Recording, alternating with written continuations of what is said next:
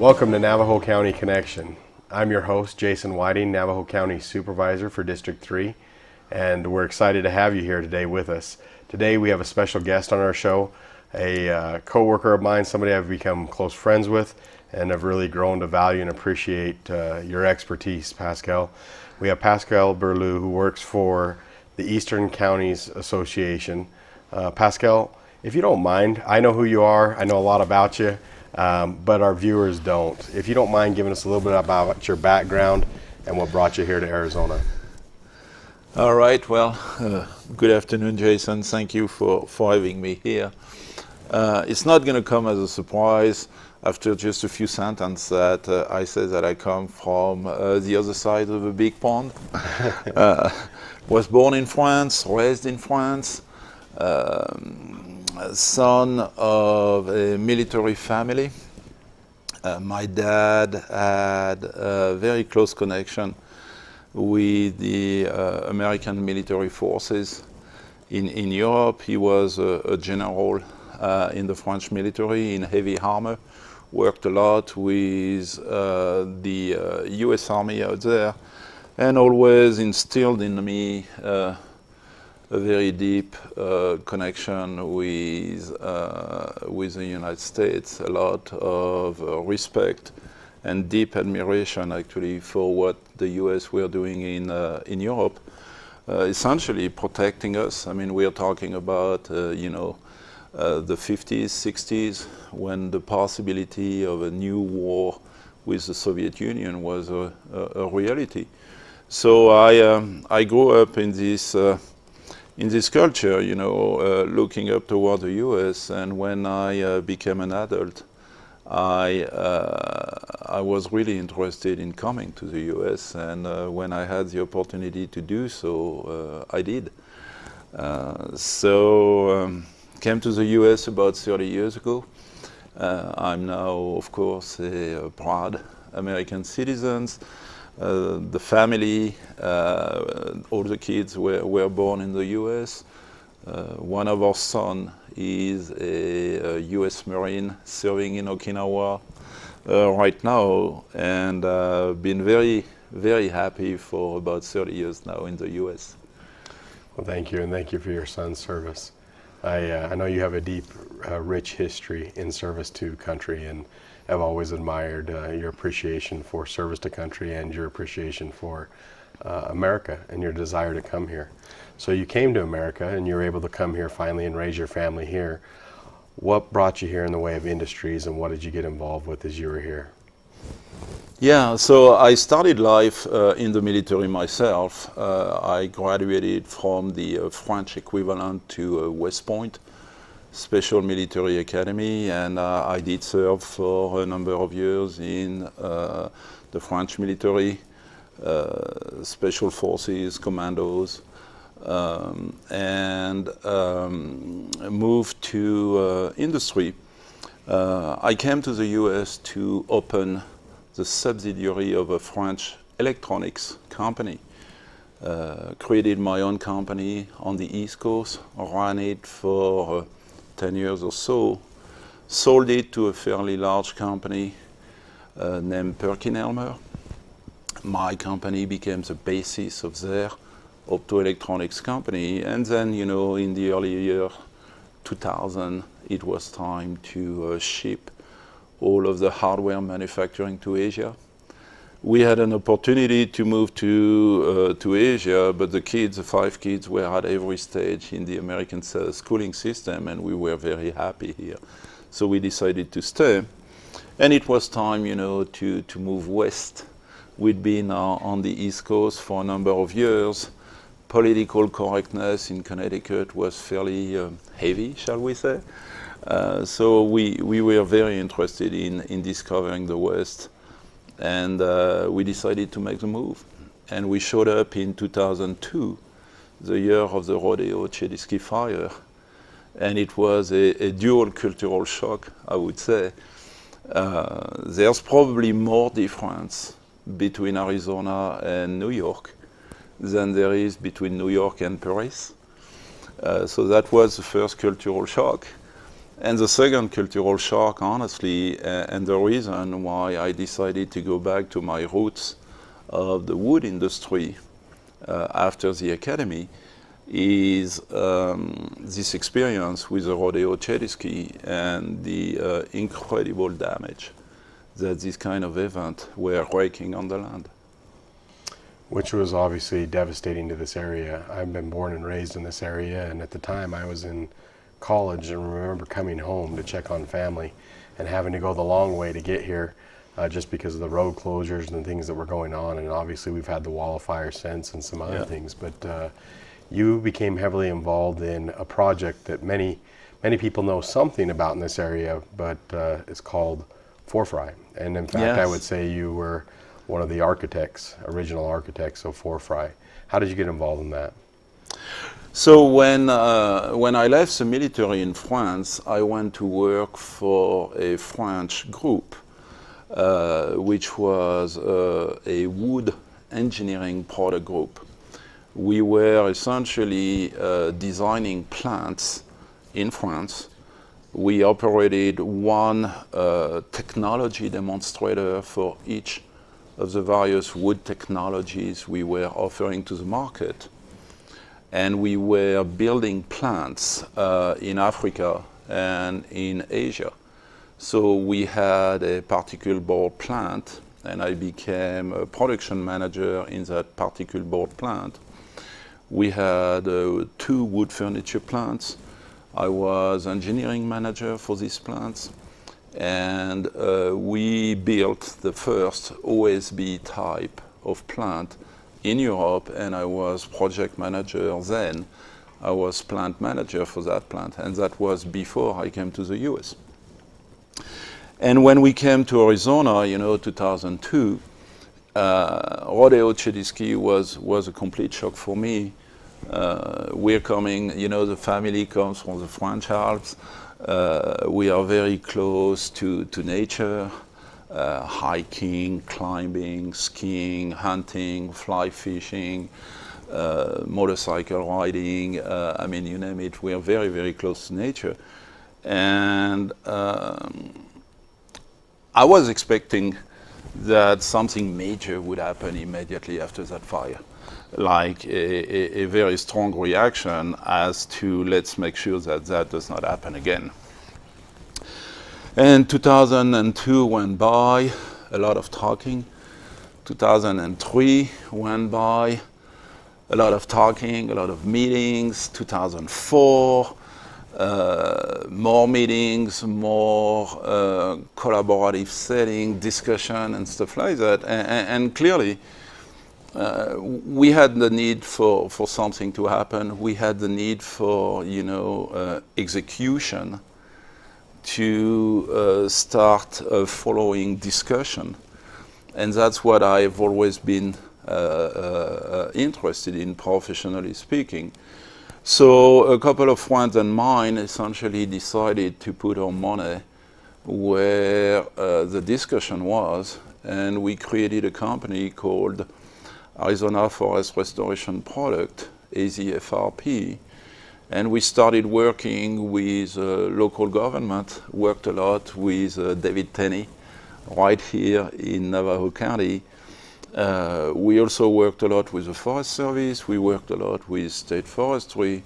We worked a lot with the environmental community to essentially put that project together that became Forfry. Yes, absolutely. So Forfry was something that had not been really seen before. Again, it's the largest landscape scale restoration project in U.S. Forest Service history. That's no small task that was undertaken. Clearly, you were able to work with local government, state government, federal government, many of the stakeholders throughout the state, including the environmental groups, in coming together to get consensus on a way forward that we couldn't have a rodeo Chetaskai or a wall of fire again.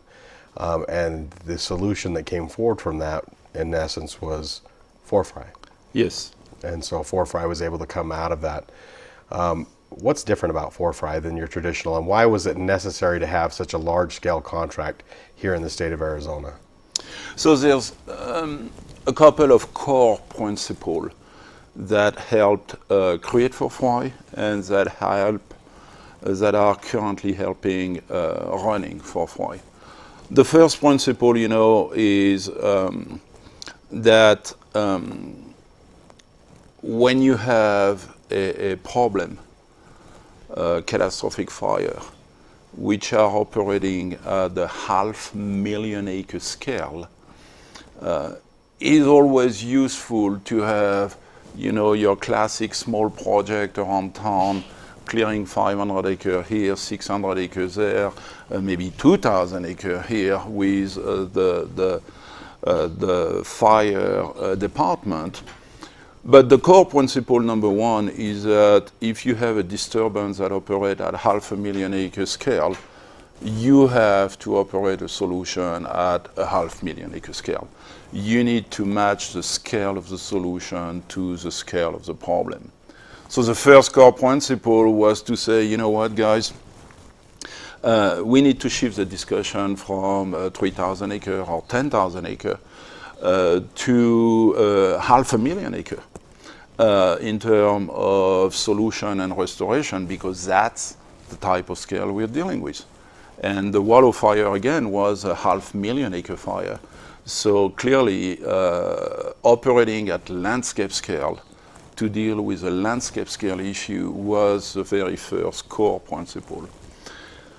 The second core principle that was critically important to a few of us, and this is where I would say we really established that connection with local government on one hand, Apache County, Gila County, Greenlee County, Navajo County, and again, Supervisor Tenney being a leader on this front before he left for state government. And you know that well because you have essentially been leading that entire effort on the county side since he's left.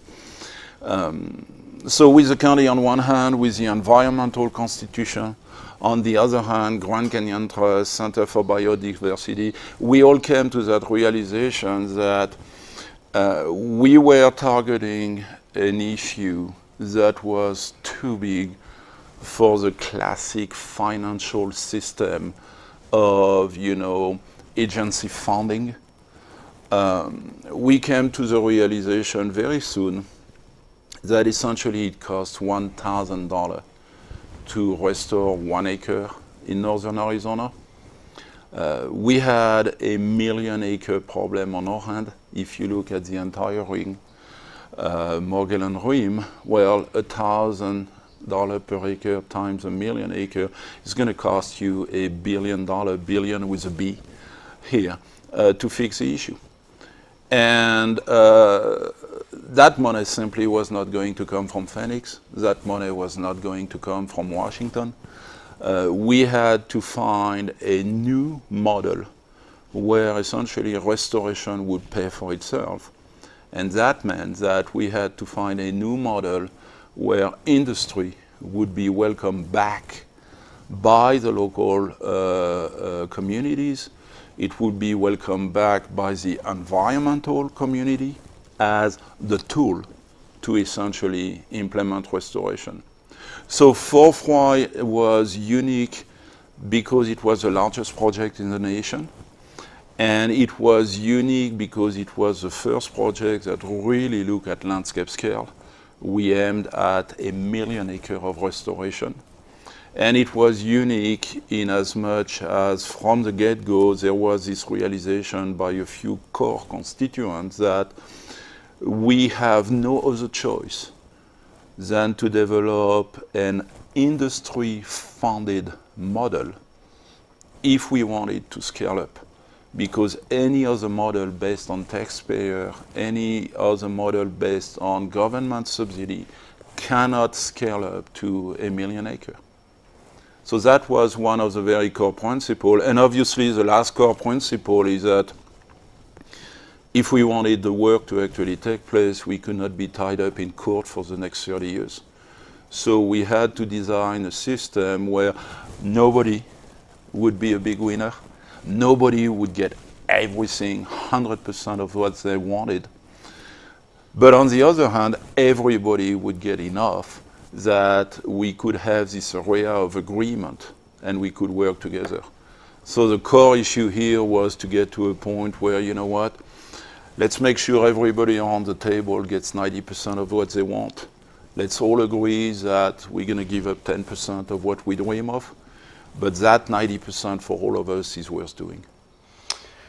Well, it was a brilliant strategy, Pascal. We're going to end this first segment here shortly and come back to our viewers here in a moment.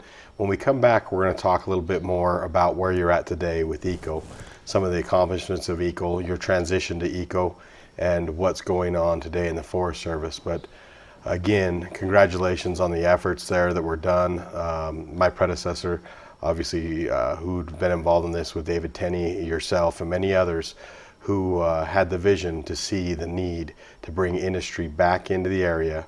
And I find it very unique that at the same side of the table we have the environmental groups and the loggers arm in arm fighting to get back in and being able to restore our forests to what they could and should be.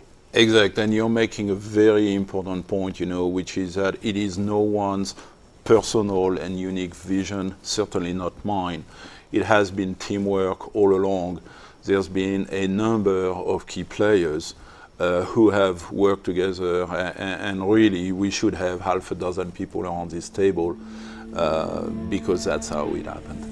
Perfect. When we come back, we'll be talking about Eastern Counties Association and what's going on today in forest restoration. Thanks, Pascal. We appreciate this first part.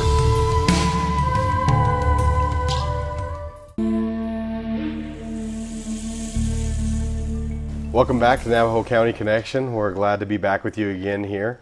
Hopefully you enjoyed the first half of this segment. I certainly did. I've always appreciated the opportunity to talk about something that is near and dear to my heart, with my family being involved in the timber industry, with the Whitings coming here originally, and now getting to be back involved and trying to help where I can in Arizona's forest. And we again have Pascal with us. And Pascal, we talked in the first half of this segment about Forfry and the beginnings of it and it getting up and started, and they awarded a contractor and they started to move down that path. And from that point, you came to the Eastern Counties Organization. Tell us about the move to the Eastern Counties Organization and why you decided to go there. We'll be happy to do that, but first we need to fix something here. You're definitely way too modest when you say, just trying to contribute and so on. I mean, I think that our viewers here need to realize that you have been actually really at the forefront of the leadership in that effort for the last 4 years, and I just want to use the opportunity to say that it is deeply, deeply appreciated, and you are making a difference. Well, I sincerely appreciate that. Thank you. So ECO, Eastern Arizona Counties, that was an interesting transition. Essentially what took place is that when you move things, you're going to please a lot of people. And sometimes there's a couple of people who are not going to be so pleased. And sometimes some administrations are going to feel maybe a little unpleased at moving things forward and maybe moving things too fast for them and so on and so on. So to make a long story short, when the Forest Restoration Initiative, the Forfry, finally produced a long-term contract in 2012. Of course, my company bid on it, but the Forest Service, in its immense wisdom, decided to award the contract to somebody else. And of course, it's not the purpose of today's discussion, but I think everybody has been aware of the tremendous upheavals that we've seen through that contract awarding for the last couple of years. I mean, it's been a little bit of a show in itself. So at that time, essentially, I decided to fold my company. It served no purpose anymore. Forfry existed, which was a big win. And we were all hoping that somehow the contractor would succeed. And at which time, David Tenney essentially really came to see me and said, look, We've worked very well together for the last couple of years, putting forthright together. You have created a lot of relationship with a lot of people. How about coming and continuing that work, but continuing on behalf of the counties? And I thought it was a very nice offer, and it was a very interesting offer, and I decided to accept. So I became the executive director for the Eastern Arizona Counties Organization, ECO. ECO regroups 6 counties, Navajo County, of course, Apache, Gila, Graham, Greenlee, and Cochise. So it's about a little less than half of the state, the eastern states. And these are essentially rural counties. Each of them have individually a small voice when it comes to dealing with the federal partner or the state partners. But when all of the 6 counties is essentially work together, they create political mass. And ECO as an organization representing 6 counties has a voice with the feds and with the states that each county individually could not have. So that's the rationale behind ECO. And that is a job that I've been doing for the last 6 years, essentially working on behalf of these 6 counties, mostly on natural resource issues.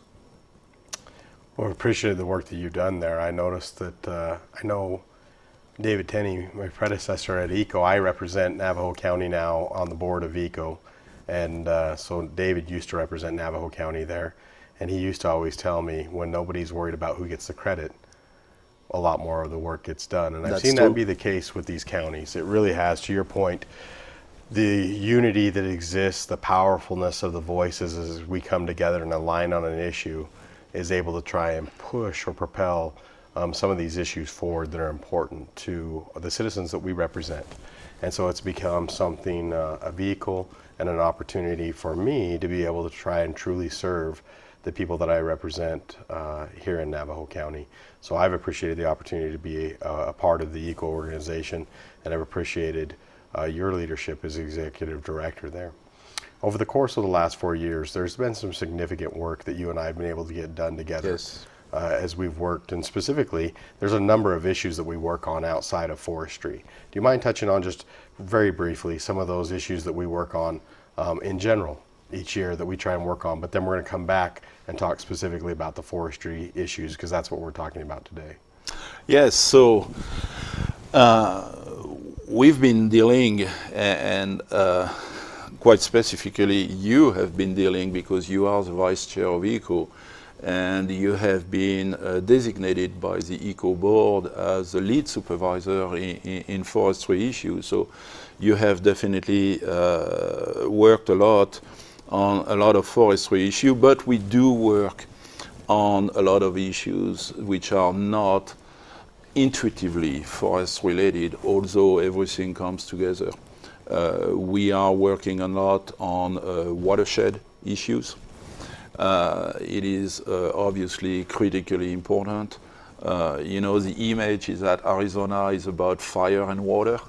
So definitely when you talk about forestry and watershed, you talk about fire and water, so it's very important. We have been working a lot on mining, making sure that this economic engine continues to drive our communities' economic wealth. We've been working a lot in terms of grazing and ranching. We ECO, Eastern Arizona counties, we are probably the voice of the ranchers with the Cattle Growers Association when it comes to trying to keep under control the reintroduction of predators such as the Mexican wolves, the jaguar, and so on and so on. It's part of a role which is not always very easy, where we are essentially acting as an accountability mechanism for the federal Fish and Wildlife Service. And of course, we spend a lot of time on forestry. I mean, you have led what we call the Bridge the Gap program to essentially double the size of the wood industry here in the White Mountain over the last 4 years. We used to treat about 7,000 acres per year, and we are now treating 15,000 acres per year. And you know that program inside and out because you have been leading it. We are working on the planning side of the forest restoration project, the next phase of Forthright, coming right here in Navajo County, is right now going through the NEPA process, the analysis process. We are leading that effort. I happen to serve as the chair of the planning work group for Forthright. I also happen to serve as you serve as a co-chair for the Forthright stakeholder group. So yes, we're involved in a lot of different things. A recent development, and thank you for touching on some of those, because that talks about some of what's going on currently as it relates Yes, to forest. indeed. I got a phone call even this morning from an individual complaining about some of the smoke, that the effects that it's having on their health and what's going on there. Unfortunately, sometimes that's what the Forest Service is having to do, is they're having to burn, but there are solutions that are being Yes, developed indeed. and technologies that are being developed to deal with that, where they're not having to burn in the forests. And I know that you've worked a lot with like the biomass facility and their ability to be able to burn. And then we were there recently with a bunch of legislators, and it was fascinating as they were able to show them the CO2 emissions, what you can't see coming from what they burn there. Pascal, how much are they actually burning at this point as far as in the number of acres on an annual basis out of that biomass facility located here in Navajo County? So it's an impressive success. This facility is burning about 300,000 tons of forest waste, you know, treetop branches and so on, every year. That is the equivalent about 15,000 acres worth of restoration. And this is exactly what we're trying to do, you know. In the good old days, you know, treetops, branches, and so on were essentially piled and burned in the forest. Costs a lot of money, it produces a lot of smoke, it does not produce any value, and it releases a lot of, you know, gases and stuff like that. Converting this waste into 30 megawatt of electricity is a lot more productive. And doing that with the absolute best emission controls essentially allows us to remove the waste from the forest, burn it, but without producing the smoke. That is indeed an issue for a lot of our people. Pascal, we're running out of time here today. I wish we had more. Really appreciate the opportunity to be able to speak to you about some of the projects, what your history is, your background, some of the projects that are currently going on and what's been happening. It's been fascinating to see. I know one of the things we've talked about a lot lately is the importance of this, not just to the people here in Navajo County or over in Apache County or Greenlee County or Gila County, Graham County, or Cochise County, which are represented by Eastern Counties Association, but to the state of Arizona as it directly relates to the watershed. And many of those cities are now donating money and contributing Yes. towards this project, recognizing the overall need for Arizona on this issue. So we certainly appreciate your leadership. We're grateful that you chose to move to the state of Arizona. We've been blessed to have you here, and it's an honor to work with you. We'll have a chance to meet with you guys again next month. We certainly appreciate you joining us here on Navajo County Connection today, and we'll see you next time. Thank you so much.